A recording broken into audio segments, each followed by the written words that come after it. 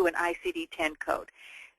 Some of those, most of those, are going to have a slight change in the definition of the code, and I'm going to show you an example of that. But we're going to be able to do that pretty easily for about a quarter of the codes. But what about the other 75,000 codes? How are we going to do that? So mapping may not, simply because we're, serving so many more codes.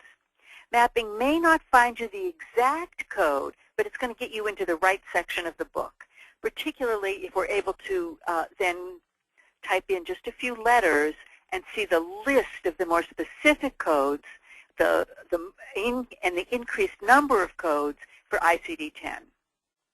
I'm going to talk later about gout, which is one of my favorite examples in ICD-10, about how it's exploded from the number of choices that we have, and show you an example of an unspecified gout code. Unspecified ICD-9 codes can only map to an unspecified ICD-10 code.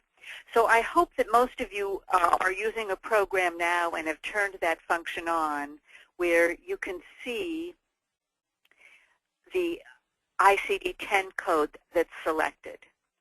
And then if you open up your book, and again, it's the coders, they're going to pay attention to books, but then if you open up your book and look at that, you'll be able to see whether that was a specific or an unspecified code. And in the EHR, one of our solutions is that we're going to go and make those codes specific now. But as much as possible, we want to just keep in mind that if it's unspecified in ICD-9, it's not going to get any more specific in ICD-10.